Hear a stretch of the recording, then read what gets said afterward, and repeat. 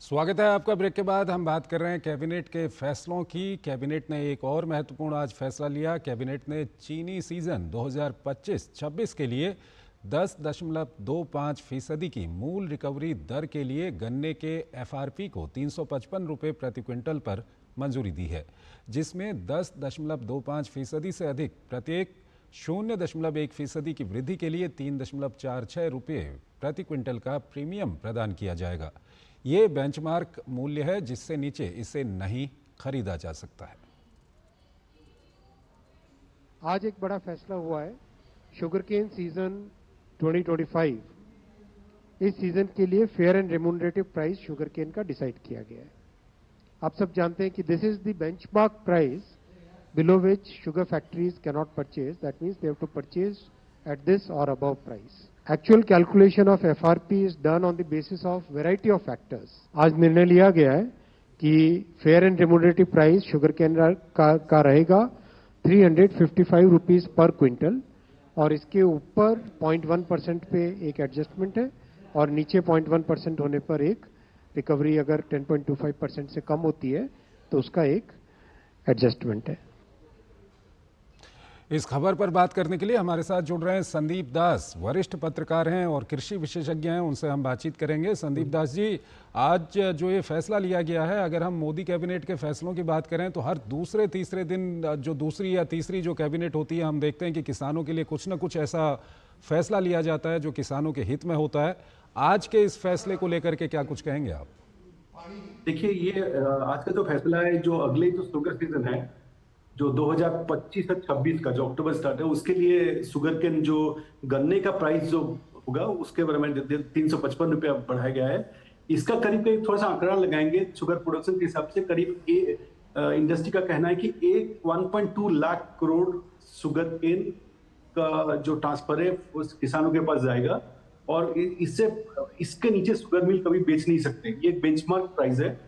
ये प्राइस बहुत महत्वपूर्ण होता है। करीब करीब 5 करोड़ हमारे पास शुगर केन जो विभिन्न राज्यों में, उत्तर प्रदेश, मध्य महाराष्ट्र, कर्नाटका, बहुत बड़े बड़े राज्यों में जो चीनी प्रोड्यूसिंग स्टेट्स है, उनके फार्मर्स को ये 5 करोड़ रुपए आएगा।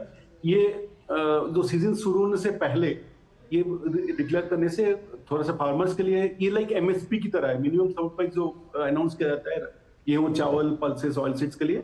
ये एफआरपी जो फेयर एंड रेम्यूनरेटिव प्राइस बोला जाता है इसको, वो उसी का दौरान है। तो इसको जो बढ़ाया गया करीब 4%, पिछला 340 रुपए क्विंटल था, अब 355 रुपए क्विंटल बढ़ाया गया है। तो इसको बहुत फायदा होगा। डायरेक्ट बेसिकली आप सोच सकते हो जो आंकड़ा अभी का जो एस्टिमेट लगा रहा है 1.2 करोड़ रुपया, जो 5 करोड़ रुपया जाएगा फार्मर्स के अकाउंट में, जो शुगर केन जो मिल खरीदती है, जो गन्ना जो किसानों से, तो ये बहुत फायदेमंद साबित होगा। जैसे एमएसपी बढ़ रहा है तो एफआरपी भी गवर्नमेंट उसी हिसाब से बढ़ा रहा है। ठीक है। संदीप जी, जिस तरह से मोदी सरकार अगर किसानों की बात तो करती है, लेकिन गन्ना किसानों को लेकर के हम देखते हैं कि काफ़ी कुछ फैसले पिछले कुछ सालों में लिए गए हैं। मोदी सरकार की गन्ना किसानों को लेकर के जो सक्रियता है, इस पर क्या कुछ आप टिप्पणी करना चाहेंगे?